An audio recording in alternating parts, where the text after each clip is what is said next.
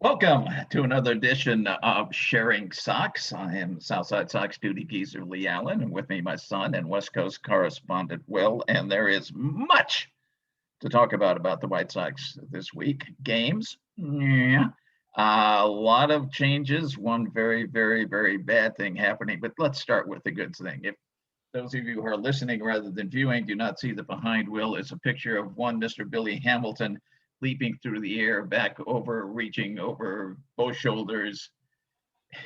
He had a rainstorm in Minneapolis to make I just an incredible catch. I mean, he does incredible things and makes them look easy, but he couldn't even make that one look easy. It was unbelievable.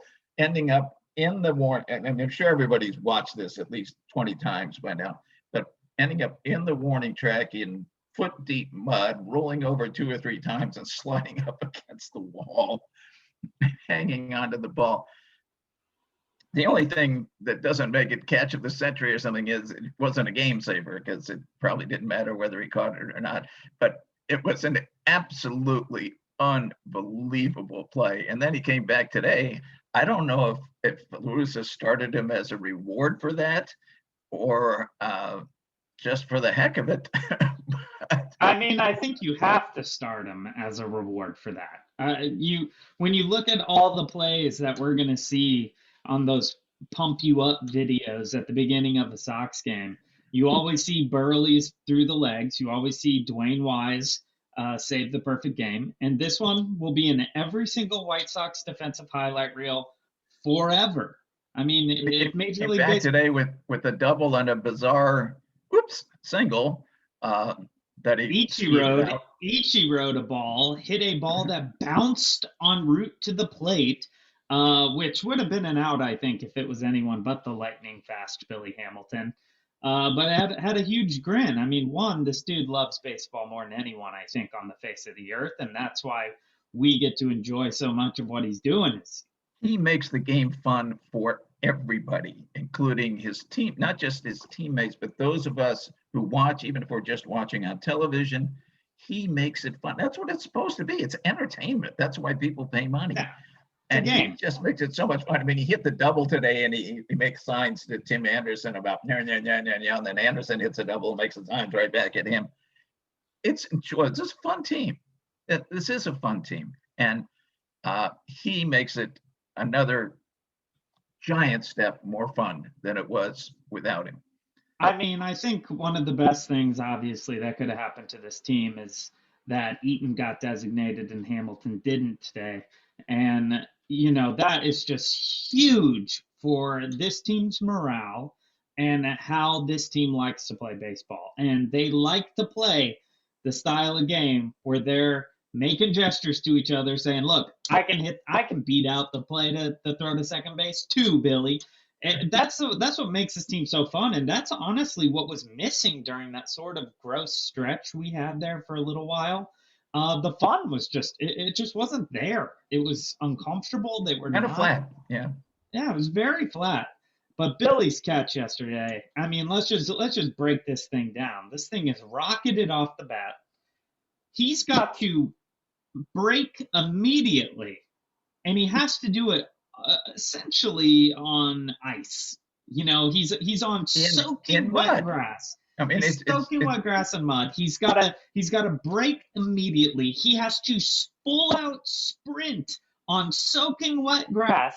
He then has to jump without slipping and falling on soaking wet grass. And then the ball is so high, he's not physically able to watch it all the way into the glove. He needs an extra, 2 or 3 inches of extension, which causes him to have to turn his head. The dude still catches the ball, still lands, doesn't get hurt, which, as we know, and we'll talk about this, for the White Sox is a miracle in and of itself, slides on his back to the wall. Whilst rolling. No, he rolled first and then rolled first. Yeah. I mean, what a catch. That's the catch of the year. I don't know how you can have a better catch. There's just nothing harder than what he did.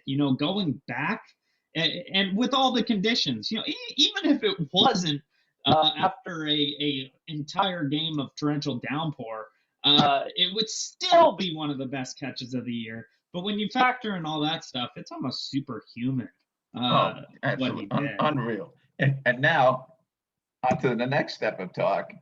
Adam Engel brought up. Adam Eaton DFA'd. You and I were crying, moaning, cussing about this signing in the first place. We hated that they signed Eaton. We thought it was incredibly stupid. Turns out we weren't alone. Rarely we were right. Yeah. No, we were not wrong about that. But it presents this possibility, and Engel came up and tore the cover off the ball today. He was hitting well against right-handers. I mean, there's no argument that Adam Engel is who you would rather have on your team. I mean, defensively, he's one of the best outfielders in baseball. And the guy, I mean, I feel like you and I have always liked the Adam Engel experiment. Absolutely. And we have always said, man, just get there, kid. Just stick it out. Just keep working on the bat. Just keep trying. And it worked. I mean, he was great hitter last year. Oh, great. And he's only getting better. And then he comes back and then just, he looks great at the plate today. And just having him in the outfield just gives you a sense of relief. Hamilton and Goodwin are good outfielders too. Goodwin, no. Goodwin is. But he's a good left fielder. But he's a good left fielder. He can play left field. When you're talking about guys who we could have playing left field, he's at least as good as Vaughn. Whereas, for sure. Whereas, some of our other options we were looking at some point were scarier than Goodwin being out there. And then you have Hamilton and Wright, who doesn't really have a cannon, but can flag down a lot of things. Think of 6 weeks from now, with a little luck, you could have an outfield sitting out there of Hamilton, Robert, and Engel. And just dare anybody to hit a fly ball. I mean, this is what I was talking about last week when we were talking about trades, and how I was saying, let's just hold tight when it comes to position players, because we are still playing pretty well with a AAA team, and soon that team is going to add multiple potential MVPs. You're going to add Eloy Jimenez into that DH spot. You're going to add Luis Robert, who is far and away an elite center fielder, despite the noggin shot he had earlier in the year. You're going to add him back into that. And actually, he's the Gold Glove center fielder who may be the third best center fielder on the team defensively. Exactly. And then you're going to have hopefully a healthy Yoan Moncada, who can actually play third base the way that we know he can. And then you're going to have Anderson at short, Abreu at first. Hopefully you'll have Yasmani Grandal back in September. We'll talk more about that. And that lineup, I mean, it's insane. It's insane that you can get through July, get through August, be in first place, and then start to have the team that you expected when you go to the World Series. I would be terrified of playing the White Sox in September and October. Okay, if those guys are all back. Because if those guys are back, which I hope they are, because as our pitchers start to taper off a little bit, our offense is going to skyrocket. And I mean, all we have to do is kind of hold our ground a little bit. We don't have to be as we don't have to be as good until they come back. We just have to hold our ground. We're in a terrible division, absolutely terrible division, and we will hold first place. I firmly believe. Oh yeah, no, there's no question. And I understand they have to say something, but Stoney and Jason, many times a game, will be referring to, well, the Indians lost, so now we're up. It doesn't matter. You have 4 horrible teams. The least horrible is the Indians. 3 totally horrible teams. We're going to win this division unless 2 starting pitchers go down. That's my provision that would make the difference. But unless 2 starting pitchers go down, we win the division, and probably easily, in a form that's going to let you set up your pitching for the playoffs uh, quite possibly having the best record so that you're doing a wild card team, which is not a big advantage, except they will have had to use up a pitcher for that game. It's the the horribleness of the division is beyond imagining. Because the Sox are really a 500 team against the rest of the world, but that's without Robert and without Exactly. You're playing without, and even a healthier and Bummer, really. We're playing without so many pieces right now, and we're 7.5 games up, I think, at this point. It may even be 8. Might be 8. I'm not sure exactly where the standings are. We were up 7 before we won this morning. Well, morning for me, afternoon for you. And I mean, we're just in a great place with what we are dealing with. It's crazy. And the exception we must go to behind the plate. Yasmani Grandal. We're recording after Wednesday's game, which made it 2 out of 3 out of the Twins for that series in Minnesota. Obviously, you see the Billy Hamilton picture, but Yasmani had surgery. Sox say they will update the 4 to 6 weeks. Obviously, it's going to be more than that. And frankly, our catching situation is really bad. Zack Collins has improved his hitting a great deal against right-handers. Yeah. Now he's hitting over 250 against right-handers with some power, and for a catcher, that's good. That's fine. Yeah. You can take it. He doesn't hit lefties at all. But Zack Collins is a horrible defensive catcher. Now, apparently, he calls pitches okay because he had Rodon's no hitter and he. But that doesn't mean anything. No, that doesn't. Because, come on. Like Rodon is so freaking good. Like, I can't. I do credit catchers often with no hitter, success, but I can't credit Zack Collins for calling pitches. One of our fellow Southside Soxers, and I forget who it was, which is good because I'm going to take great exception to what he said. Said, well, Collins isn't a good framer, but he's good at other catching skills. No, he's not. No, he is absolutely not. He has thrown out. He's got credit for 15% throwing out base runners. The average is 23%. That's only because, and I know in 2 cases, the last 2 cases, and it may have been in more, pitchers picked people off. He had nothing to do with it. Pitchers picked people off, and they got caught in rundowns and get officially caught stealing, and that goes into the catcher's statistics. But no, he didn't catch anybody. And I'm not sure he's caught anybody since early April. He had a couple of early successes. And then there's the wild pitch factor. Yes, a wild pitch is charged with the pitcher and not to the catcher. The catcher's job is to block the damn thing. And he has more than double the rate of wild pitches of league average. He is a terrible catcher. Terrible. He is a single A catcher playing Major League Baseball. And you and I, remember, we went back to spring. I, more than you in fact even kidded me about it at one time, not because of Collins, but where I every time we did a show, I'd bring up, we need to get a second string catcher. We need to get a second string catcher. All spring, all I was saying, hey, come on, we got to get a second string catcher. And I throw out this guy and that guy and this guy and that guy and all of what other teams. We never got it. And it was okay until now. Yeah. I mean, I hate to say it, if there's anything in this world that pains me more than anything else, it's admitting that you were right from the start. And I got to say, you're right, because we're sitting here, and I'm looking at Zack Collins. I mean, who knows what Zavala will end up being. He was fine today, I guess. But Collins is truly, truly terrible behind the plate. I mean, it is just bad no matter what way you look at it. He is clueless back there. He looks like he has no clue what he's doing. He looks like he has no clue how to correct the things he doesn't know how to do. I mean, it is just pathetic behind the plate. Absolutely pathetic. We should take a break here, though, and we will come back. We'll talk a little bit more about the pitchers that we're seeing some troubles with, and maybe talk a little bit about this weekend's festivities as we head into the All-Star game with our 3 selections. Which I think we're about right. I think it's fair. I think it's perfectly fair. Talk about that some more. So we will be right back on Sharing Sox.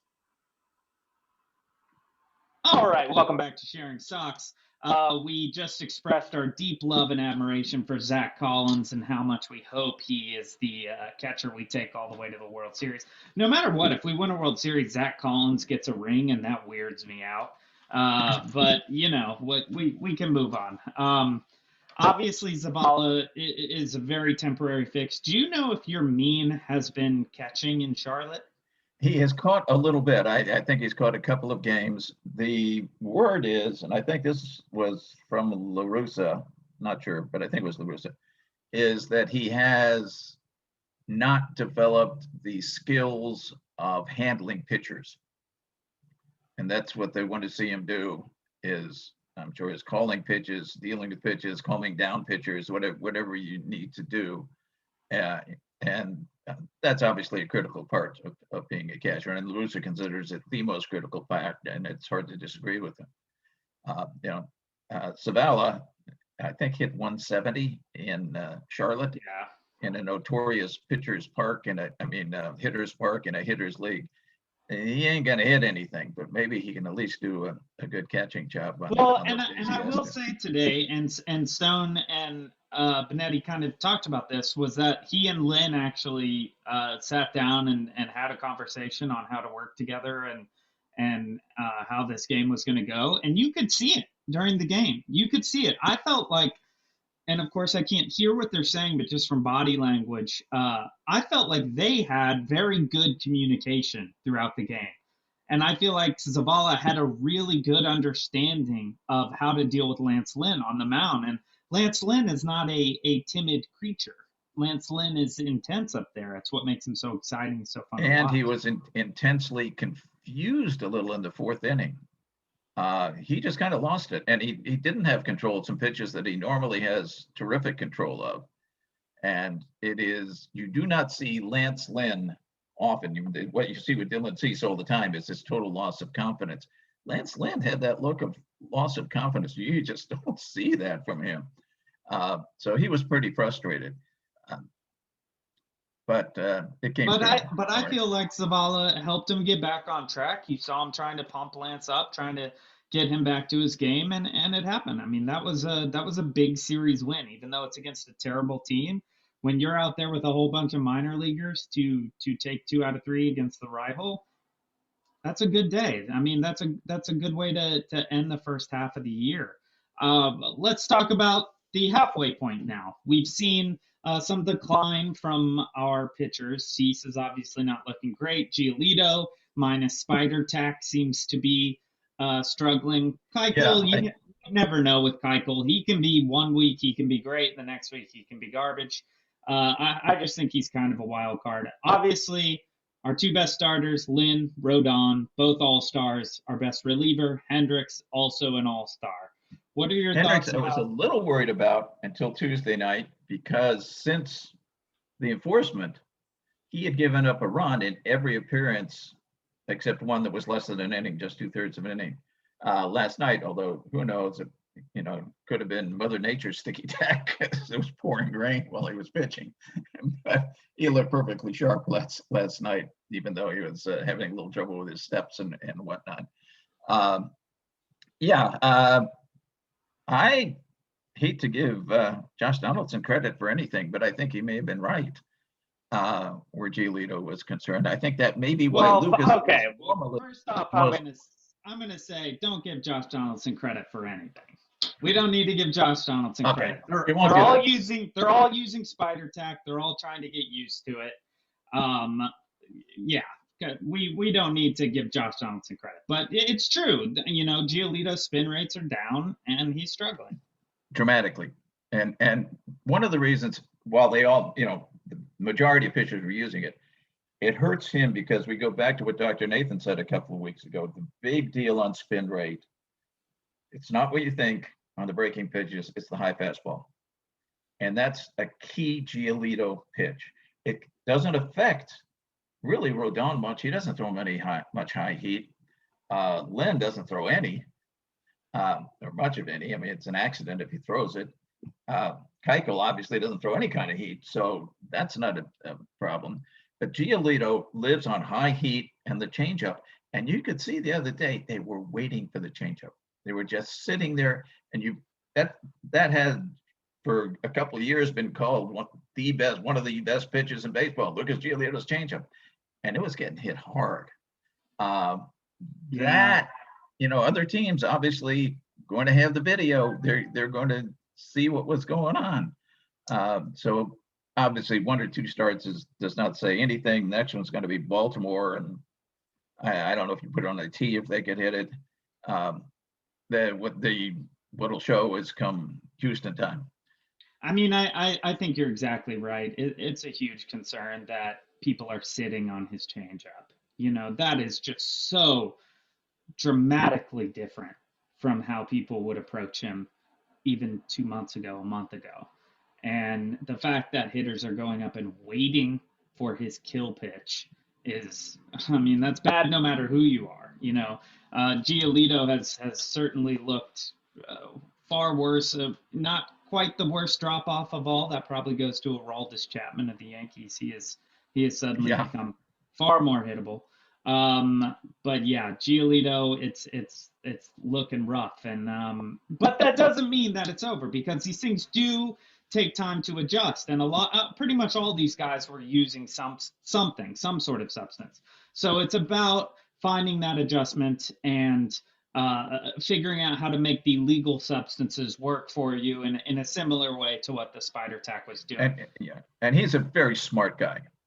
I mean, they don't come any smarter than Lucas, and he's working with his pitching coach, who's been with since he was, 13 or 14. So together, I think they'll get it done. And I think Easton Katz has done just an awesome job, despite the fall down in the relief corps. That happens to bullpens. That's just the way it is with bullpens. Yep.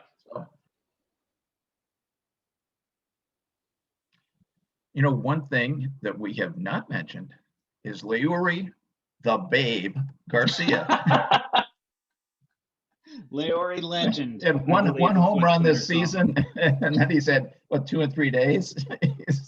Man, it's, I just hope he doesn't start swinging for the fences on everything now. I don't think he will. I don't think he means to hit home runs. I think it's just a total coincidence. This team is just, they get crapped on Twitter so much by their own fans, and it drives me crazy. For everything. Everyone's got a problem with everything on Sox Twitter, with the exception, really, of a lot of the Southside Sox people who stay a lot more positive, which I'm very thankful for. Janice and Crystal, they're very good positive fans. I think we all kind of agree on Zack Collins, but outside of that, Southside Sox stays positive. And apparently we all agreed on Adam Eaton, because there was definitely going on our internal communication. Although there are a lot of Eaton lovers who are saying some really nasty things to people on Twitter to defend Eaton, which just tells you that they are, how do I phrase this, idiots. And just look at he was far below any other outfielder, including anybody just brought up from Charlotte or headed back to, way. And I incidentally, I think, he's been DFA, he's got all the experience that he can just declare for free agency. I don't think anybody will take him. The Sox owe him another $4 million, plus I think $1 million buyout next year. Yeah. If I were Adam Eaton, and this is not to be mean to him, I'd retire. He has had enough trouble with his legs. He's made millions and millions and millions of dollars. Why be one of those old athletes who walks around crippled? Because he does not think he's that. And that's the problem. And I totally agree with you. If I were him, as soon as they said you're designated, I would have said, don't designate me. I'm going to announce my retirement. And then just been done with it, so that I didn't have to go through the humiliation of being designated as a free agent, because his ego is enormous. And so that is an embarrassment for him. And I don't know the technicalities if you say you retire, if you don't get the rest of your pay. So, he has to do it in a way that he still gets the rest of the year's pay. They owe him that. Right, yeah. And potentially they could have worked something out. I don't know how that works either. But I totally agree with you. But anyway, to my point, with Leury, and how fun it's been. This team is just, they're relentless. I've never seen this many injuries. I've never seen a team get hurt like this. And yet, Except the thing is, they have been very, very fortunate with pitchers. they Extremely have, unfortunate with position players. Really bad. but to my point, they have been hurt. It's insane, the injuries happening to the position players. It's insane that Sheets and Berger are playing Major League Baseball right now. And yet they're going out there and they're still winning games. They're still having fun. They're still giving us a reason to watch. Sheets has been fun. Berger's been fun. They've both been great so far. This Sox team is different. They are just, they have got their eyes on the prize. It is so fun to watch, and it's just going to get more and more fun. The fans that have stayed with them and stayed on this crazy ride, I think the reward come fall is going to be unbelievable when we get all those guys back. Plus, you got Hamilton on the bench, or starting, who knows. It's just going to be an exciting fall. All those people on Twitter who crap on the White Sox say, oh, if we don't make moves, we're done. To an extent, we do need to make some moves. However, this team is going to win. And once they get Eloy back, once they get Luis back, once they get Grandal back, next year, once they get Madrigal back, this team is going to be absolutely elite. It's going to be a team. I do think I will back up what you said last week, though. I think they need to do something in the bullpen. Agreed. I think not for the regular season, but you got to do it in the regular season just by the rules. Right. Just because the division is total crap. But for the postseason, they're going to have some more bullpen because they do not have a bullpen. They do not have a bullpen that can get you all the way. They just don't. It was nice to see Cody. They would.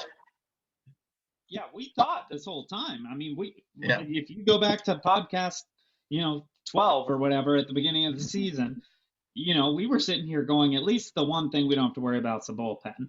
And now it's because these guys keep stepping up and making these games fun, the bullpen is the big point of concern. And, we've got Hendricks, which is great.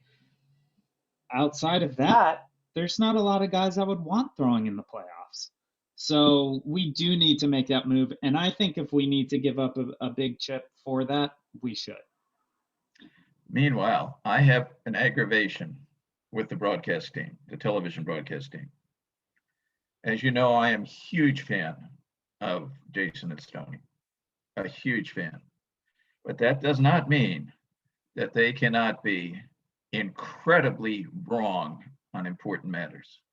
And the important matter I bring up, and I don't remember which game it was, but both of them, but particularly Stoney, who is an Ohioan, a native Ohioan from Northern Ohio, dumping on Skyline Chili and talking about the terrible food in Cincinnati because it's Skyline Chili. Now, you were born 90 miles south of Cincinnati. You grew up mostly 50 miles north of Cincinnati. I lived 30 some years in those two places.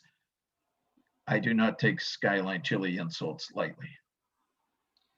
I will say that there are a few things you can say to me that would piss me off more than insulting Skyline. Defending Zack Collins' skills behind the plate is up there. Saying something mean about my mom is up there, which is tough to do because mom's really cool. But insulting Skyline Chili is personal. It's personal to me. It's personal to everyone I've ever known who's ever had it, because Skyline Chili is incredible. And I love the broadcast team too, but this was not okay.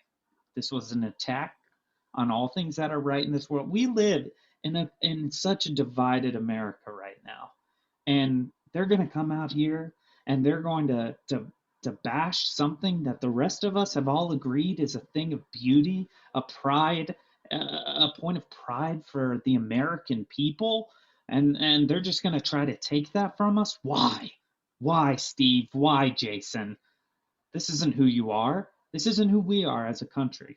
Skyline Chili is great, and we all just need to live our best lives, slurping up those spaghetti three ways and munching on those conies. Those guys are great. They're wrong about this. I think that's a good place to end. I think we're going to end there because I want everybody right now to be picturing a delicious chili cheese coney and then go out and get you some Skyline. You can order it online if you don't live in Ohio. They'll deliver it across the country. Ask for the habanero cheese. It's a must. I mean, that's a foolish final comment, but I get what you're saying. But yes, we'll end there for today. Any final thoughts? Nah, that was it. All right, cool. Well, thank you for joining us, and we will see you next time on Sharing Sox.